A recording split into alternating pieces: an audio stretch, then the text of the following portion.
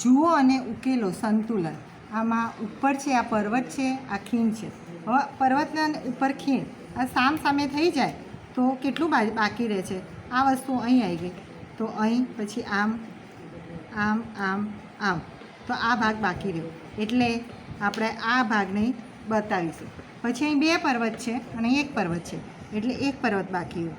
એ રીતે આગળ અહીં 2 પર્વત છે, અહીં 2 પર્વત છે, એટલે ફક્ત આ એક લીટી બાકી રહી.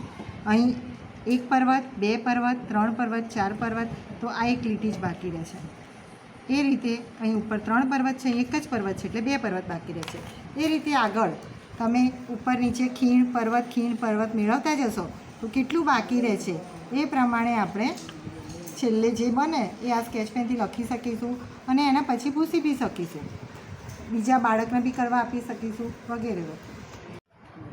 જુઓ અને ઉકેલોનો બીજા નંબરનો આ ભાગ છે જે લેમિનેટેડ છે. આ પેનથી ઉપયોગ કરી શકીએ છીએ આપણે. આમાં શું છે? પ્રતિબિંબ. આનું પ્રતિબિંબ આ વચ્ચે અરીસો છે, તો આનું પ્રતિબિંબ અહીં પાડવા જઈએ તો શું થાય? કેટલા ખાના ના દેખાય. તો બાળકોને કહેવામાં આવે તો એ લોકો અહીં આ રીતે રંગ કરી શકશે, આ પેનથી રંગ કરી શકશે.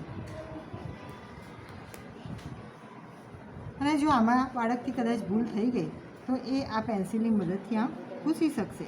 આ રીતે આ વચ્ચે મિરર છે, તો આમાં આ બધા ખાનામાં રંગ પૂરશે. અહીં આ ખાનું છોડીને અહીંને અહીં રંગ પૂરશે, એટલે આ ઉપર જેવું થઈ જશે, અહીં આમ રંગ પૂરશે. આ રીતે મિરર ઇમેજ બાળકો પોતાની રીતે બનાવી શકશે, કલર પૂરી અને ફરી બીજા બાળકને આપવું હોય તો આ કલર પૂરેલો આપણે આ પેન્સિલની મદદથી ભૂંસી શકીશું. જુઓ અને ઉકેલો અનકોઇલિંગ. દોરીને ખોલીને જુદી જુદી લાઈનો કેવી બનાય છે?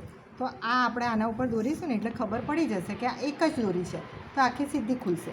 હવે અહીં જોઈશું તો આ બંધ દોરી છે, તમે અહીં જુઓ તો આમ કરો તો આને જોઈન્ટ થઈ જાય છે. બંધ દોરી છે તો ચોરસ થશે.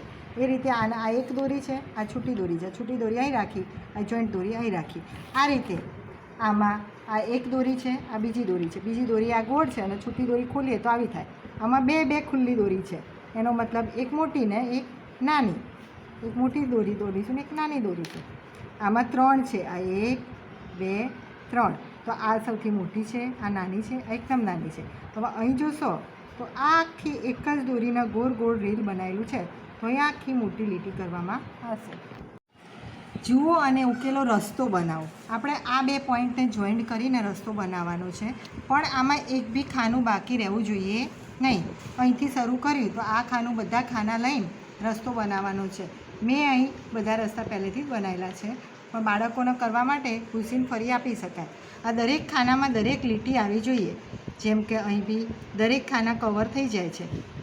તમે જાતે એક બી ખાનું ના રહે એ રીતે આ બાળકોને બોર્ડ પર બી ગેમ રમાડી શકો, આમાં બી રમાડી શકો, વારે ઘડીએ ભૂંસી આપી શકો.